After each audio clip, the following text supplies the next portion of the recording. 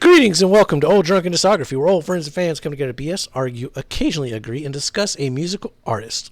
And welcome to our 1990s Album of the Decade series, where we are going year by year, talking about what was big in music that year, picking our top 10 albums, narrowing it down to the top 3, and those albums will go into the meat grinder, which is essentially a giant elimination-style bracket where only one album will come out as the Album of the Decade. I'm your host, Jason. Your other host is Tim. That's me. Way down there is the floating ice cube, Joe. I was a young boy in 1998. And as always, Wild Bill. I was born in 1998. Holy shit, we're at the year you were born? We finally hit Bill's alive done when it. some of these albums come out. We've done it. I was class of 98, just like Corey Matthews and Topanga from Boy Meets World. Oh, okay. Yeah, we're talking 1998. And if my math is mathing correctly, happy St. Patty's Day. And To bring beer. It can, kind of. You can't see. if you missed the previous records or videos where we went through all the other albums, well, you can check those out. Or get a brief glimpse of everything that's made it in so far. It's a lot of fucking albums, so I suggest going to the Discord and reading the list, because at this point, we got a lot of shit to go through. Yes. All right. Yes. And 2 more years to add to it. Yep, 2 more years. We asked our Facebook and Discord members to give us some of their favorite albums from 1998, and here are a few. So for Discord, we had Hannah, who gave us Dropkick Murphys' Do or Die, and Morchiba's Big Calm. Tony gave us Agnostic Front, Something's Gotta Give, and DMX, It's Dark and Hell is Hot. Herpalerp said Pagan Altar, Volume 1, and Nephilim, Devil's Force. And The Nephilim? Nephilim, yeah. And about 20 other records, but we just going to keep it to 2. Trey mentioned Clutch, The Elephant Rider, and Stabbing Westward, Darkest Days. And also Herpalerp said Queens of the Stone Age, probably one of, top. I'll shout out that Clutch album, too. I like that one. That one's really good. Facebook members, Joe S., if you go check out our Jimi Hendrix review, Mr. Bungle, he was on the show for that. He gave us Elliott Smith, X and O. I got that one on mine. Ugh. And Bright Eyes, Letting Off the Happiness. That was a good album. Gave us Adore, which we'll talk about that one in a minute. And Ed mentioned Elliott Smith and Outkast. We'll talk about Outkast in a minute, too. So who wants to give us their honorable mentions very quickly? I got quite a list this time. I'll go ahead and go first, since last time we tried to skip me. Because you guys never have anything. All right, so this time I've got Tilt, Collect 'Em All, Goody Mob, Still Standing, Bad Religion's No Substance, The Broadway's Broken Star, Lucinda Williams, Car Wheels on a Gravel Road. That's a good album.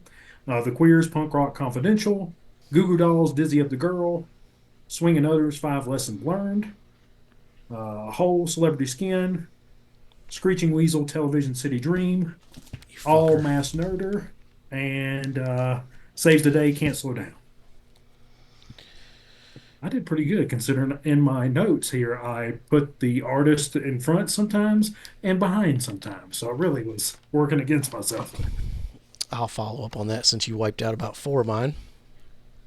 I figured. Joe, you also forgot Rancid's Life Won't Wait. Oh, R.E.M's Up. Ani fucking DeFranco, Little Plastic Castle. damn it. I meant to put that one, yeah. Garbage Version 2.0. The Ataris Look Forward to Failure EP. The Vandals, Hitler Bad, Vandals Good. And Unwritten Law, self-titled. That's all I got. Anybody else? I only have one left on my honorable mention, which is the International Noise Conspiracy, The First Conspiracy. That came out in 1998, and unfortunately did not make my top 10 list, but I love that album. Issue number 11. It is. Yeah, I'll say for me, really, country was kind of in 1998. Only album that I think we haven't mentioned yet across genres. Kid Rock's Devil Without a Cause came out in 1998. That's right. It did. It did. I thought that was going to be on one of y'all's list. I refuse to let him put it on there. Yeah, Jason. That's a dishonorable mention. 98 had a lot of dishonorable mentions. Yeah, that was my shortest list of records yet. Might be one of my longest. Well, I got to go first, so I got to say all of them. Sure, That's the sure. most albums you said yet. So when you combine the two factors, Yeah. Because I think if Jason would have went first, he would have knocked out about half mine, I'm sure. Like I saw those swinging others, and I was like, I know Jason will mention this one. He'd have mentioned Tilt. That Tilt album was my number 11. I have my Weasel record ready. Mm-hmm. Who wants to kick us off? Bill, you want to start this one off? Yeah, I can start us off. I don't even remember what the hell I'm starting with here. yeah.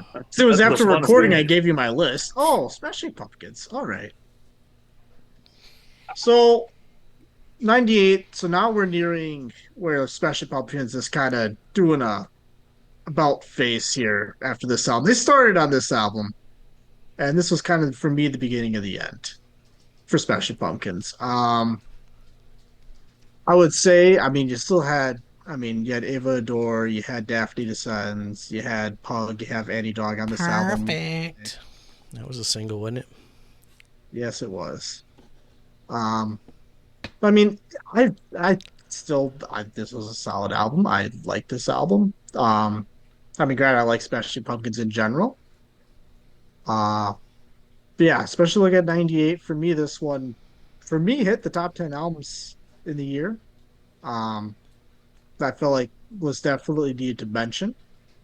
And for me, ultimately ended up in my top 10 list to rank. I had it, surprisingly, I had this one as an honorable mention because I didn't mind this album. I would never say it's one of my favorite albums, but I thought it was okay for Smashing Pumpkins. There's definitely a tone, and you have to be in the mood for it, but... Oh, God, yeah. Well, I mean, that's most of Pumpkins, though. It's true. Well, if you're not in the mood, it's... This is like Smashing Pumpkins without Jimmy Chamberlain. This is like Drum Machine Pumpkins. And it was still too many tracks. Go back and watch our Smashing Pumpkins review. See where I put this one. I fucking hate this record. I hated it when it came out in 98, and I still hate it to this day. It's not all bad. The Sheila's okay. Daphne's pretty good. I want to say 17, Blank Page was all right, but hashtag not my pumpkins. Let's get that on a shirt.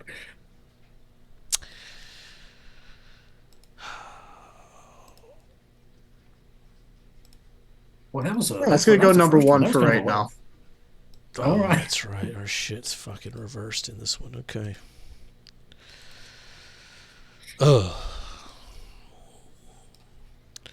Did I tell y'all I was watching your Green Day ranks, and I'm really excited. I've started with my favorite album, and I'm hoping to see everyone put it number one.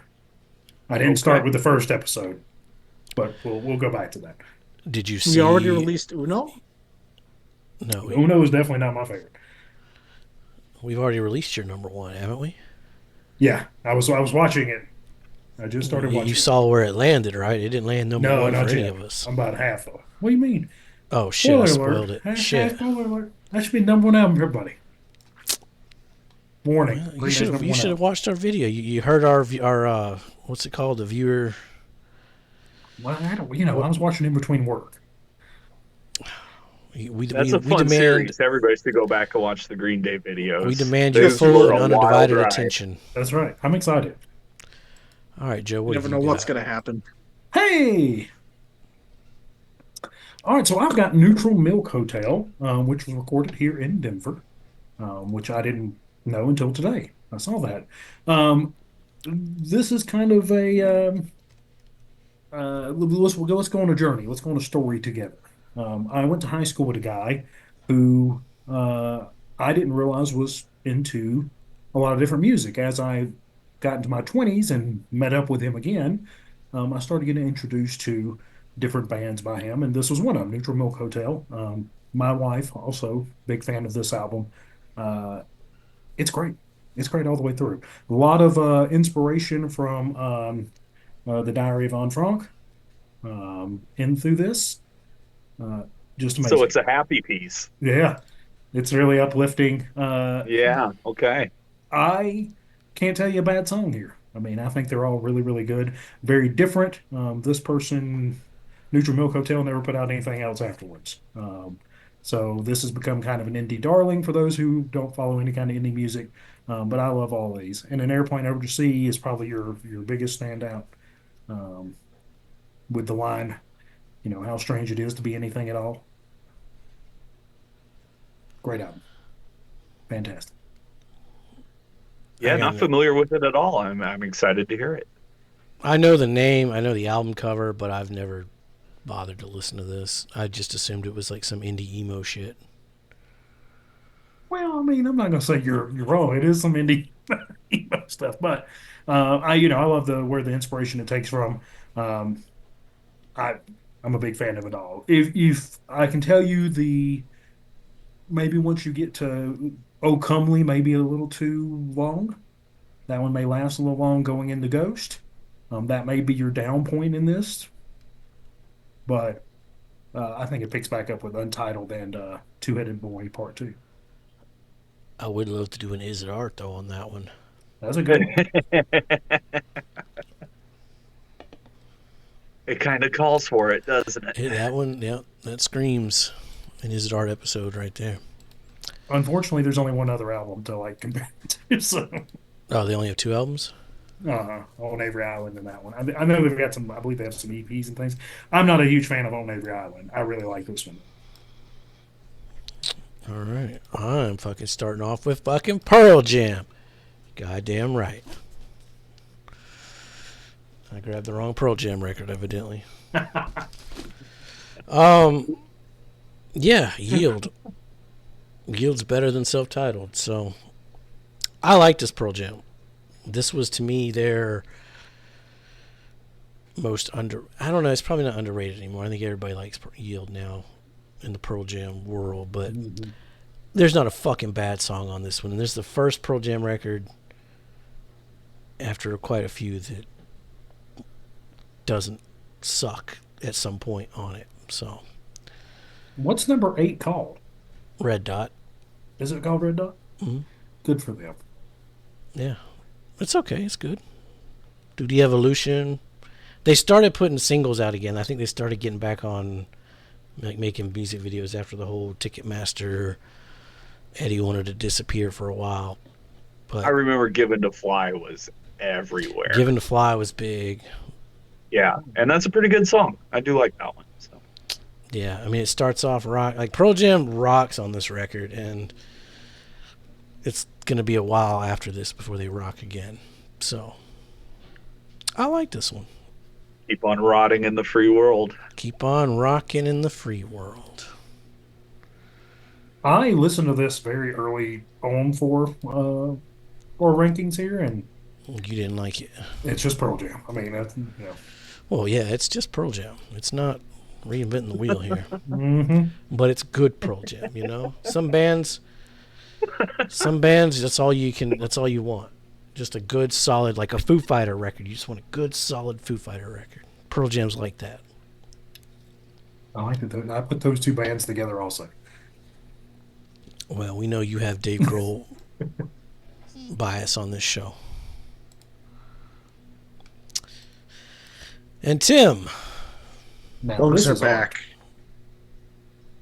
Yeah, so yeah, Massive Attack is one of those iconic bands in the trip hop European London dance scene. This album is so incredible.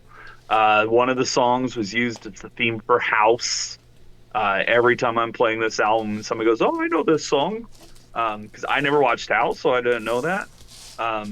My introduction, I mean, was my introduction to Massive Attack. They're one of those bands. They were much like Portishead or a Tricky or a DJ Shadow or something, where like really towards the end of the '90s, uh, hip hop and um, I don't know, drum machine based music was really going in two directions, where you were getting really super poppy stuff, and then people were doing really interesting stuff.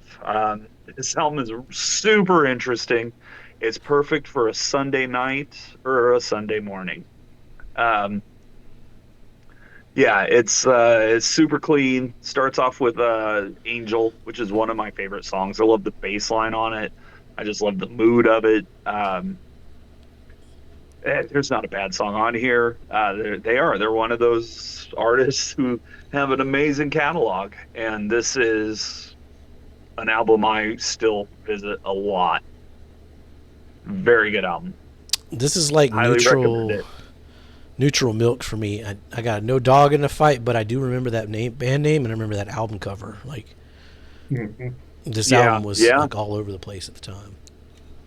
Yeah, and a lot of my friends were really into like industrial stuff, like Ministry, Nine Inch Nails, all that good stuff. And so that was really kind of crossing over into the weird experimental hip hop, trip hop stuff like Portishead or the stuff Dan the Automator's doing at this time. We're about to hit the Gorillas, and they were indie darlings because they came from that, experimental drum machine. We're kind of hip hop, but we're also kind of, more than that. I mean, you can look at our list. Has a big jazz. The what's that? Like, you can look at our list. There was a shift in music in around like 97, 98, 99, where it was getting more electronic. And I mean, like the Tori Amos record we're going to talk about. The two things record. That really kind of drive that is the availability of home recording equipment finally got to the point where anybody could buy it from a catalog. They would just send you stuff. And because of the rise of digital stuff, that also meant, like, I think Pro Tools started in '98. Certainly there was like Cakewalk, and Acid was one, and now like GarageBand is still a thing. It all very much is that Audacity. Lot of software programs were coming up and making it really easy for people to record really clean digital stuff at home for cheap. Well, even in the mainstream, that's what this is. This is yeah. I mean, even in the mainstream, like massive. And records. Yeah, it just immediately went to the mainstream because everybody was doing it. And '98 is also when like file sharing really starts over the internet. Yep. People had local access to files prior to this, but it's really about this time where FTP sites and the clouds are kind of invented, and there are peer-to-peer sites, and there's all kinds of stuff going on at this time where music has really exploded. Yeah, even that garbage. The garbage record from '98 was very like electronic as well. Yeah. Well, and we talked about David Bowie in '97, leading the pack with Earthling. Very industrial album.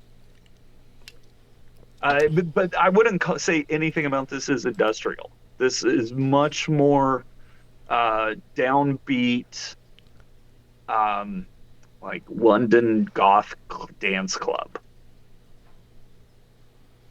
Okay. Yeah, it's a fantastic album. Highly recommend it. Teardrop, what a great song. I used to watch the shit out of House, and I don't know if I can. In my head, I can't play the theme song, but I'm sure as soon as I hear it, I'll be like, "I'll be damned." Listen to the album. Highly recommend it. All right, Joe. Uh-oh. Up next. Let me see. I might need some notes. Hey, Sonic Youth. I kind of do need. So I don't know Jason's opinion of this album. He's got it. But I really enjoyed it. The one thing I will tell you about this album is I don't necessarily love the opening track for what it is, especially because Sunday comes right after it. If Sunday didn't come right after that opening album or opening track, I was like, my note that I wrote down was like, this is weird, but in a good way. And then Sunday comes on, I was like, Sunday probably should have just been right there. Did you ever see the movie Suburbia? Like the not the old one, but the one with Giovanni Ribisi in it? I don't know who that is, but I think I've seen the movie. He was on My Two Dads. I probably made you watch it at some point. I'll tell you a story off camera that's not I can't put on YouTube about the song Sunday in that movie. But great album. I think I like Sunday. Like I said, should have opened. Female Mechanic on Duty, Wildflower Soul, Heather Angel, A Snare Girl. I don't necessarily love kind of the probably 7 and 8. Those are probably the weaker end of my listening to it. But everything else I thought was amazing. And I was kind of surprised this made it on, considering how much I love the Tilt album. I don't understand you and Sonic Youth. I really don't fucking get it because you didn't have Washing Machine. You didn't have an experimental jet set. But you had Goo, right? You had Dirty, I think, maybe. Mm-hmm. Those two would like fit more. Like this is like the least commercial sounding Sonic Youth record from the 90s, probably.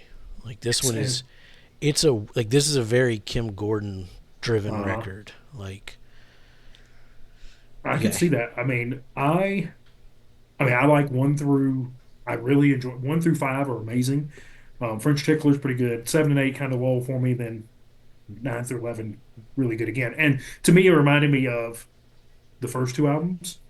And even like Washing Machine, I enjoyed Washing Machine. I thought it was a good album. It just didn't make top 10 like of that year. I love this record. It's a very like chill record. Like it's a very like you don't throw it on for like your normal Sonic Youth chaosness. It's a vibe. It's a very good Sunday afternoon. This one. It's a very calm, peaceful record. Mm-hmm. But it's not one of my favorites. So I like the chaos. But I'm glad you liked it. You really should come back when we do Sonic Youth. That's a lot of albums. Yeah, that's a lot of albums. Sonic Sunday. Oh, that's a good idea. That one's gonna go behind Neutral Milk Hotel. I mean, I never heard that, but that's probably wrong. All right, what do I got? I'm just feeling very judgy tonight. I don't know. Joe, you got this one too, right? Yeah, come on. What are we judging? Let's hear some judginess. I mean, this is my tattoo. This is my album. Mm-hmm. This is the one that got me into them. And it's got that Ivy cover. I don't know about that. We'll do it when we get to Strung Out. We'll do Is It Art, and it's not going to be. They ain't always got the best Is It Art, but you got the vinyl with this one? Yeah, fuck yeah, I got the vinyl for this. I was about to say, sure. Fuck yeah, I got the vinyl for this. That's got to be a shirt. I bought this record 3 times. I bought it on CD, and then my dad sat in my passenger seat of my car and sat on my Strung Out CD, so I had to rebuy it, and then I went back and got it on vinyl. I fucking love this record. It's a perfect 10 out of 10 for me. That closing track, holy shit. That opening track, that's how you open a record. A cup of 2-day-old coffee, and I'm feeling like myself again. What about you, Joe? This album is, like you said, it's perfect. I didn't listen to it in this order, though. Or maybe I listened to a deluxe version. There's more that I listened to, I thought. Because Matchbook didn't close the one I listened to. What was the closing track then? I'll have to look. But while I'm looking, Yeah, perfect. Right. Too Close to See is how you open an album. The 1-2 punch of Virginia Madison right after it, and then DeVille. Oh my God! Just like how do you go into those three? So how do you have those three songs lined up on one album? Um, this album is amazing. Crossroads, Paper Walls. I love Iceburn is probably the song that I like the least on this album. I'd agree. Yeah. Um, but I love how it starts, which Ultimate is why Devotion. yeah, Ultimate Devotion's amazing. Oh, this is the reissue, They put which the EP on has the end. yeah, it has Barfly and Ghost Town on it, Yeah, they got the EP on the end. which I love Barfly and Ghost Town too. King Alvarez, Ultimate Devotion, Asking for the World, Tattoo, Just Like Me, Matchbook, just great. I mean, this album is it just if I had hair, it'd blow my hair back. That's what I tell you. This is peak strung out as far as the first, like the Jim Cherry era. This is Jim Cherry's last record. Rest So in good. peace. But after this, they go in a completely different direction. But this is peak 90s skate punk. The and the music in it, or all the songs for. So a lot of times, whenever you get like really heavy instrumental, for me, it starts to turn sameish. Like I'll get a little like it kind of it's like going nose blind. If you there's a smell in a room, I'll go like blind. So Metallica is one of the worst offenders for me. It's like their music just it fades out to me. It just turns into just a noise. Strung Out does not do that. They change every song is so different when you go through it. I mean, it's all strung out and like heavy instrumental, but they change everything so much. It's great album. Yeah. Uh, where you putting it though? That's I mean, probably I fine. drew it. I can put it first if you want. Either way. It's fucking better than Pearl Jam. Yeah, it's going in my number one slot also.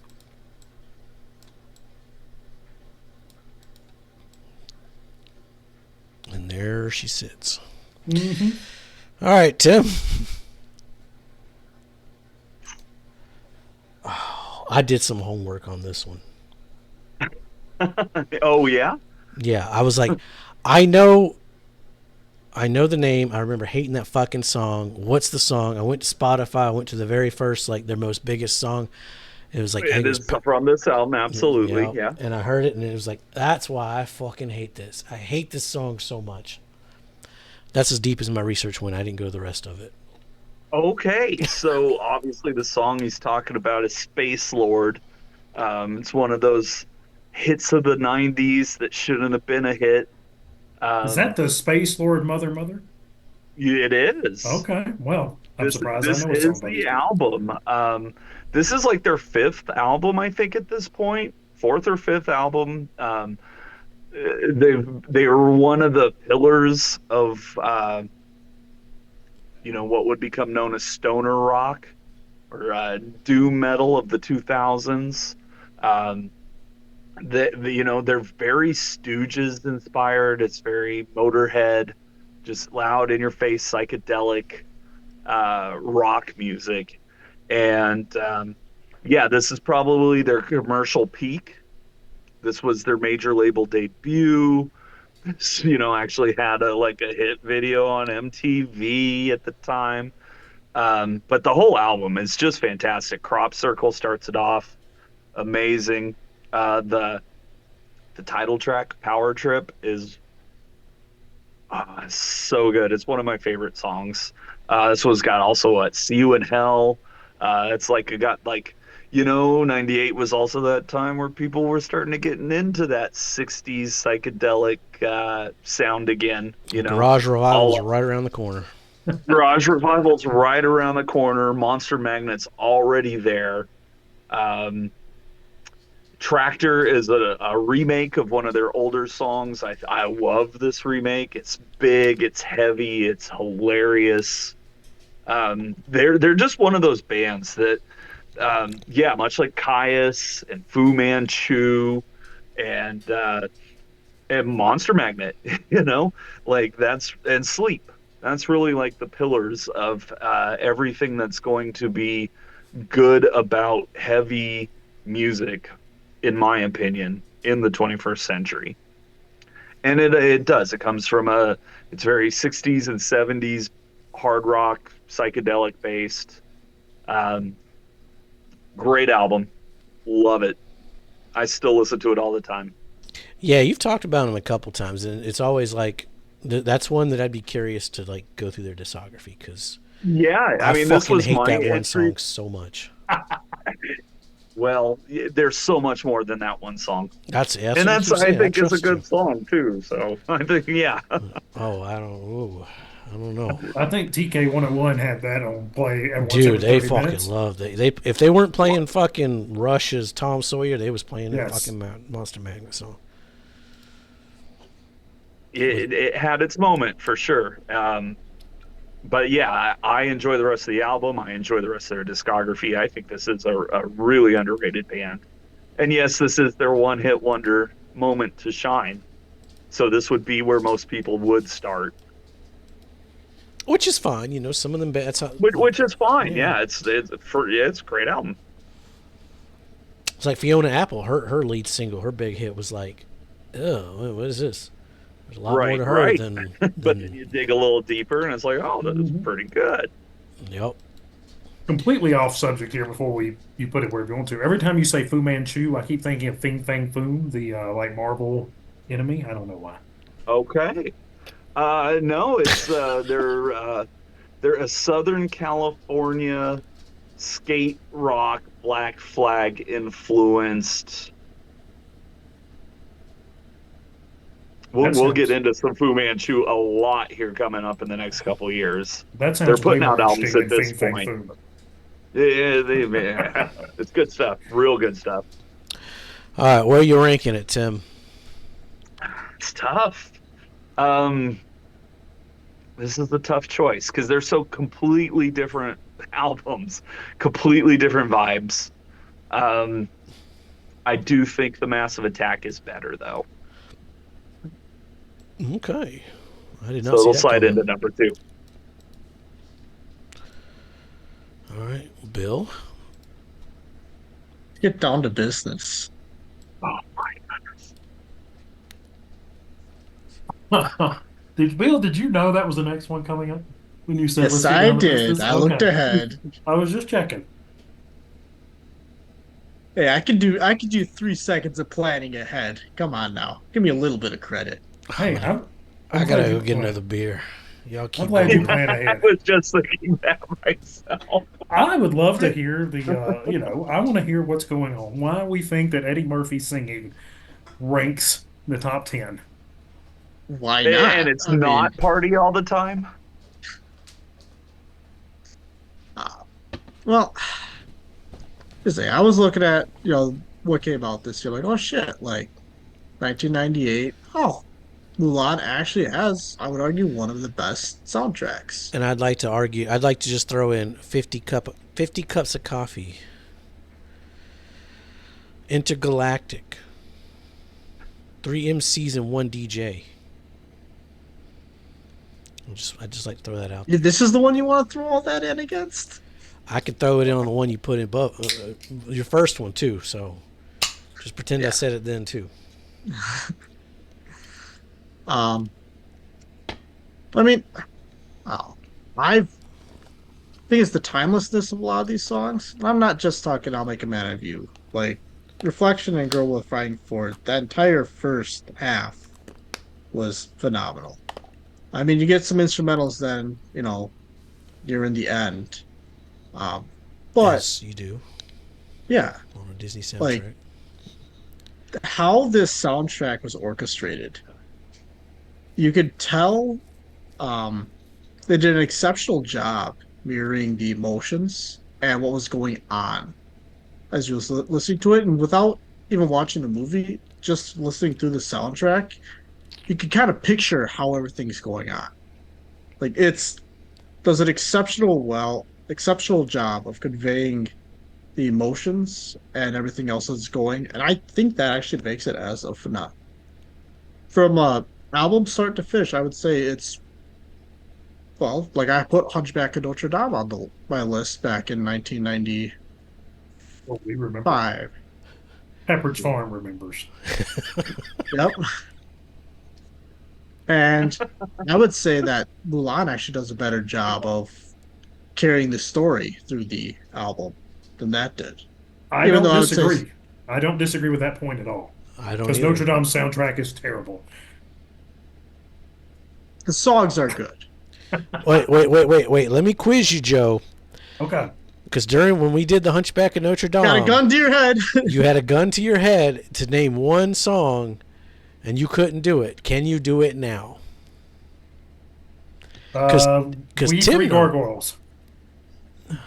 No. Hellfire, man. The correct answer was Hellfire.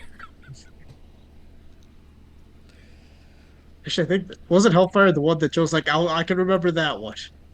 No, Tim's like Hellfire because we just talked about it, and then Joe's like, okay, Hellfire, yeah. See, now you'd be dead. No, I'd be dead. Zero remembrance. How different is the Reflection pop version from Reflection? So the regular Reflection version is much quieter. And then the pop version adds a lot more instruments. There's a lot more, I won't say background filler, but like you have more volume to it. I'll say this. You know how Bill. pop music goes. That sounds like the best description of a pop version ever. I love it. Like that's what it is. I'll say this, Bill. Is the Mulan soundtrack a top 10 Disney soundtrack? No. But it's not a bottom 10 either. And if we was to do a top songs, I'll make A Man Out of You's probably. That's a top song contender. I'll give you that. Yeah. I forgot that was on here, but now, I can't believe I forgot that. I'll give you that one. I'll be honest, for me, I'd almost put Reflection over I'll Make a Man Out of You. But that's personal preference. Okay. And Attack at the Wall is pretty good too. But other than that, that's all I got. Wait till you see where it finishes in the ranking. Number one. That's what we're all here for. Nobody cares about the rest of ours. I just want to know what belongs. Fuck Strung Out and Queens of the Stone Age. We hear about that Milan. And on that note, it is going above Smashing Pumpkins. I wouldn't argue that, honestly. I'm not upset about that. I wouldn't argue that. I'd probably take Milan over Adore. I fucking hate Adore. All right, I guess I'm next. What I got next? I'm surprised. I'm shocked, Joe, that you didn't have this one. I listened to it again, and just one of my top 10. I do not like the song Playboy Mommy. What? I know some people do. I'm just not a huge fan of Playboy Mommy. Oh. But I think it's a good album. I don't think it is one of her best. I disagree. This is one of her best. I got to show my record because this is probably my most expensive record in my collection. So you have a first press? Yeah, it's an original. It hasn't been pressed since. It's a very sought after, make the Tori fans jealous in the Facebook group when I post it type situation. Nice. But no, I love this record. This was the record. This wasn't my first Tori album, but it was the first one that I was waiting to come out, I guess, because I was a fan by this point. I saw her on the tour. I joined the RAIN organization while I was there. If anybody remembers RAIN. But from Spark, the emotion, fucking... Well, just go watch our Tori. I've already talked about this record. I fucking love this one. Jackie Strength might be my favorite Tori Amos song. Saying that, now you got to rank it. I got to rank it. It's not my favorite Tori album, so it's definitely going above Pearl Jam, but that's where it's going to go. I like that.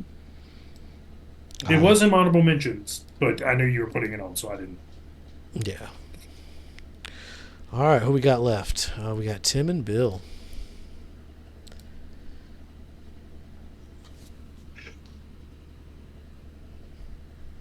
Yeah, so I'm pretty sure our Beastie Boys episodes have aired at this point. You definitely should go watch those if you haven't yet. Um, we we love this album. Like the Beastie Boys, one of the greatest hip hop groups of all time. This is one of their top albums. Yeah, it's especially for 98, like you couldn't escape Intergalactic, you couldn't escape Remote Control, you couldn't escape Body Moving, nor did you want to. And then yeah, you get three MCs and one DJ, the Goshi and Limerick files on this one, right? Check out our top yeah, songs. This whole album, just start to finish, banger. Love the B-sides and remixes from this era too. This is prime Beastie Boys. And I was just complaining that the radio was playing too much of some other songs. I didn't think they played Intergalactic and the rest of these enough. Right. Like I was like, yeah, let's play something. So play good. these. These are so much better. They're so good. Yeah.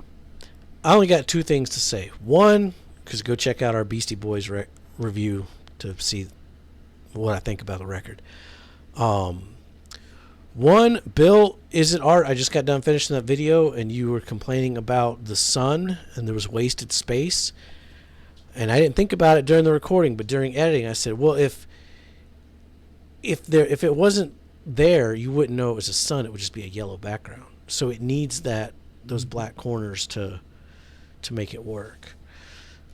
That's a fair point. I just wanted to. Why do you not have this thought when we're going through? Is it art? Because I was drunk. as was Wait, I. you're editing these sober? Yes, usually sober and hungover. I love it. I love this is, and I'm glad we went through the Beastie Boys, because in my mind I was like, Hello Nasty is not one of my favorites, but when we went back through it, it blew me away how it is consistently good all the way through. Like it doesn't. It's a great album. It doesn't slope at any point. And we were talking about electronic music and how it's kind of taken over. Look at Hello Nasty. Mm-hmm. Like it went. Yeah. They were kind of like vibing absolutely. with that electronic sound too. Mm-hmm. And it worked here.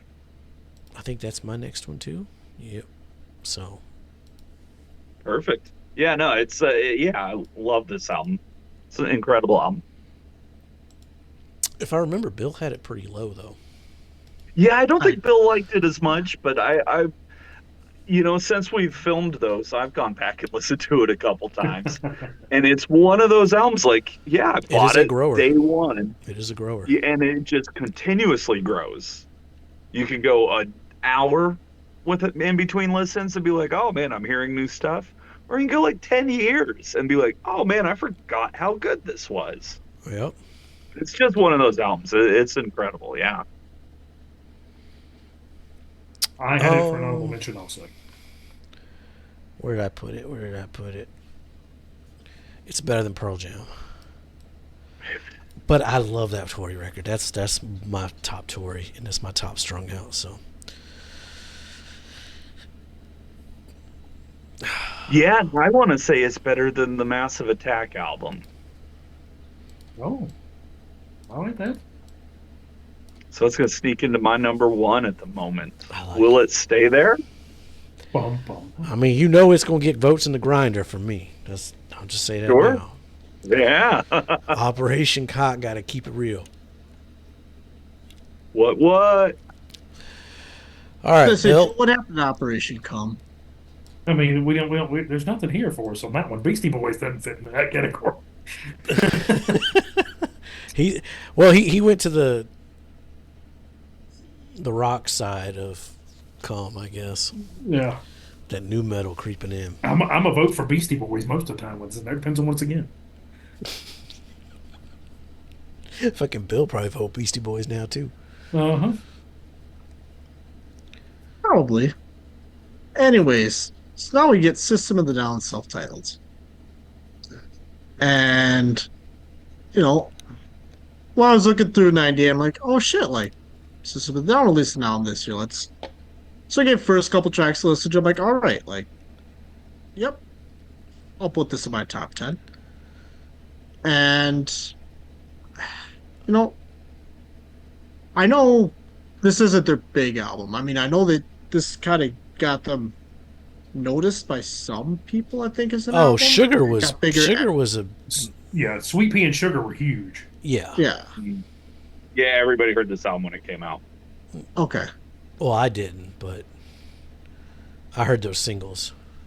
Yeah, well, yeah, I got force fed the whole album at some point. I And, didn't hear System of a Down any of it, like the full albums, until probably late 2000s. I was like, everyone, the singles are okay. I'll check them out. I downloaded the albums. That's the first time I heard them. So okay, yeah, no, Somehow I heard these in real time. Yeah, I had this album somehow, and I liked it at the time. I don't know if I could go back and listen to the whole thing and enjoy it, but there are singles and hits off here that I really enjoy. well, let's let Bill go. Sorry, Bill. It's actually because I was gonna say for me, the singles were good, but I feel like some of the deeper cuts were actually better. Like I actually liked D Devil, as well as People. I thought both those actually were really good songs. Sugar for me, it was solid, but it felt too. I don't know if commercialized is the right word for it, but like it was too. But it's pretty close, right? Yeah, like it was. Yeah.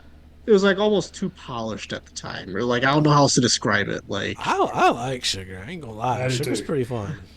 Sugar's pretty good. I mean that's why well, and I'm in the boat with Bill there. I heard this when it came out. Obviously, I heard that was their first single. Never liked it. Yeah. See, I mean, still probably one of my least favorite songs by this band. It's your Monster That is a band that I can respect. Me. So.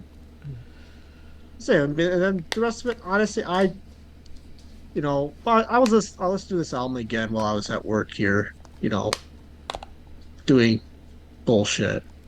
And, yeah, like, honestly, there isn't a song in this album I would skip, really.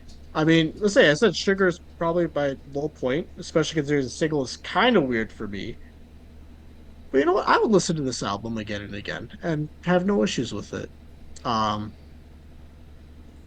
definitely had some, little bit of dips here and there, but I feel like the peaks for me and the plateaus far outweighed the dips that were going on.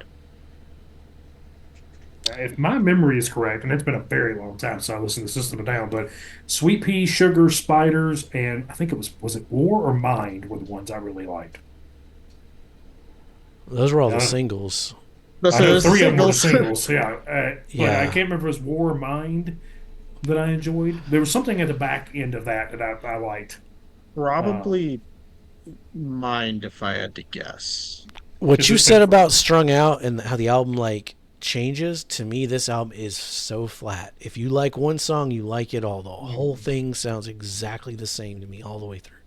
If you like that sound, then it's good. If you don't, you fucking hate it. And me, I was okay with it. This album, I think this is one of those bands from that time frame that holds up better than, say, a Limp Bizkit or a Korn. I think System holds up better from that. So I would agree with that as well. I would agree with that as well. Yeah. 100%. Yeah. Like I never listen to this record, but I don't mind it if somebody plays it. I guess. Except Limp Bizkit's cover of Faith? Great stuff. Yeah, that was $3 bill, y'all. That's the extent of what I can tell you good about Limp Bizkit. We'll be talking about them here coming up on fucking Bill's list. We'll be talking about them again, but all right, System of a Down. I'm gonna say this is gonna beat Milan for you. That would be my guess.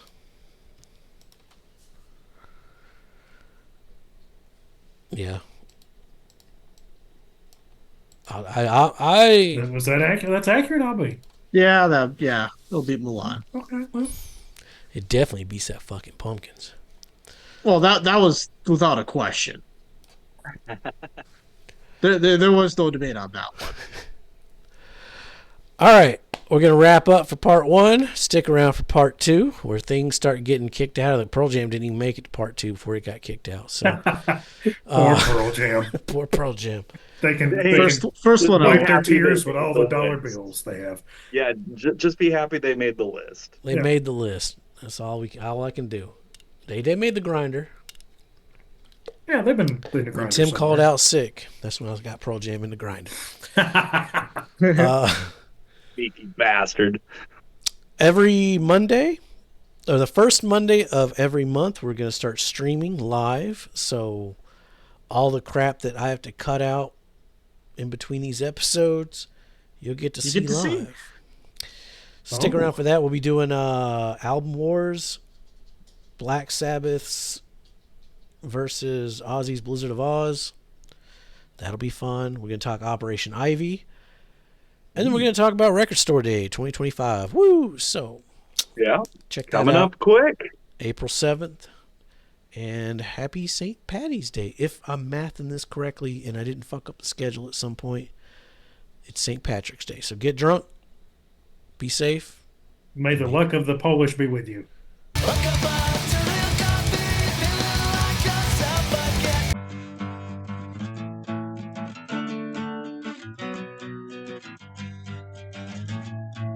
And then you go a little woo, and then a little whoop, whoop, whoop, whoop, whoop, and then it's all, and then you're ready to go again.